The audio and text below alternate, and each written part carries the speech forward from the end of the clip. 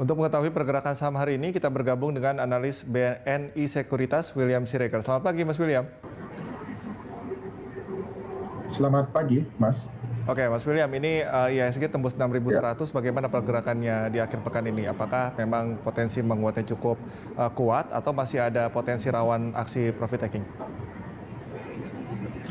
Ya, jadi memang kita berkaca dulu sama pergerakan Wall Street ya. Tadi malam kan ditutup juga cukup menguat, tapi tidak signifikan gitu saya pikir gitu ya. Jadi saya pikir untuk hari ini market akan mencermati dulu nih pergerakan Wall Street yang tadi malam tutup menguat. Jadi saya pikir hari ini mungkin akan ikut menguat, tetapi saya pikir terbatas pergerakannya. Nah ini perlu diantisipasi ya bahwa memang secara domestik kita mengantisipasi dengan adanya data-data kenaikan seperti jumlah kasus baru COVID-19 dan juga seperti yang kita lihat adanya penerapan tarif pajak yang untuk barang-barang sembako. Saya pikir itu akan menjadi concern bagi pergerakan market dan juga investor pada pergerakan market pada hari ini. Seperti itu, Mas. Oke, indeks keyakinan konsumen dan juga harga eceran ini sama-sama naik. Apakah ini salah satu menjadi sentimen positif?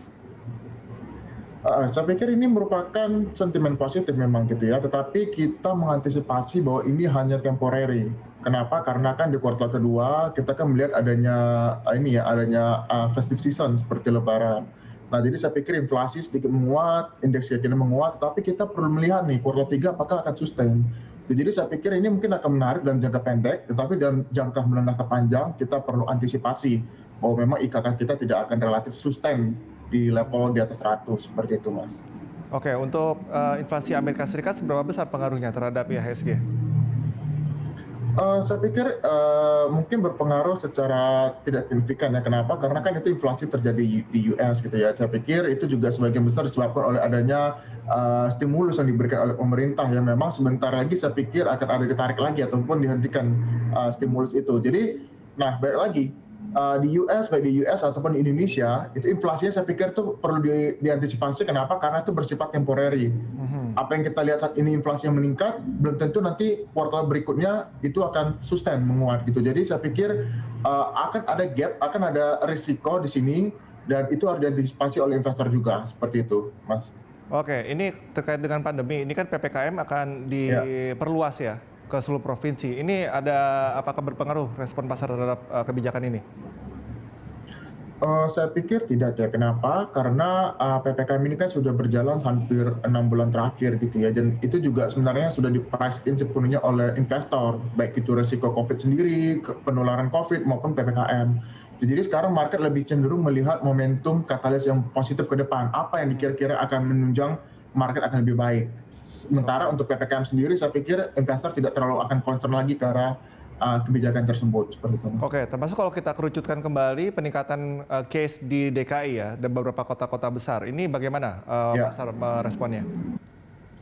Ya, justru itu balik lagi. Tadi saya katakan bahwa memang kita saat ini justru melihat adanya resiko di sana. Adanya resiko bahwa memang penularan kasus yang lebih tinggi lagi saat ini. Lalu juga kita melihat akan ada potensi lockdown yang lebih ketat gitu ya di atas PPKM. Mungkin akan kembali ke PSBB ataupun ke akan lebih ketat gitu ya. Itu yang sebenarnya menjadi concern saat ini. Kalau itu diterapkan itu bisa sangat berdampak sekali sama market kita. Tetapi saya pikir untuk kebijakan tersebut agak sedikit berpotensi tidak diimplementasi ya. Jadi saya pikir akan lebih dipertahankan PPKM dan itu tidak terlalu berpengaruh signifikan terhadap view investor terhadap market seperti itu. Oke, kita ke saham Mas William. UNVR Unilever ini sempat jatuh ya ininya sahamnya. Bagaimana sebetulnya di sektor konsumsi sendiri dengan kondisi seperti ini? Ya, saya pikir memang baik itu bukan hanya Unilever ya, saya pikir semua sektor consumer gitu ya, ini sangat berdampak pada kenaikan harga bahan baku, terutama CPO. Kita bisa melihat harga tren CPO dalam 6 bulan terakhir itu menguat di atas 10%. Nah ini kenaikan harga CPO ini itu tidak bisa di-adjust oleh produsen dalam kenaikan atau adjustment averaging selling price atau harga jual mereka.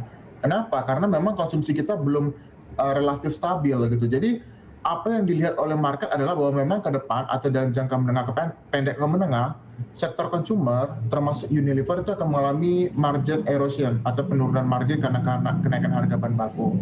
Jadi saya pikir itu membuat memang Unilever mengalami penurunan secara year to date sampai hari ini dan juga sektor consumer lainnya.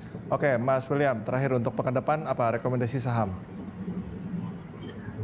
Saya pikir memang untuk pekan depan sektor komoditi perlu dilihat karena memang komoditi trennya masih cukup menguat. Jadi mungkin investor bisa melihat sektor komoditi dan juga kedua sektor banking dan telco juga masih menarik ya. Apalagi kalau misalnya kita lihat view trennya ke depan makan lebih banyak ya ekonomi by digital gitu. Jadi saya pikir ini perlu diperhatikan oleh investor sebagai basis pemilihan saham-sahamnya seperti itu, Mas.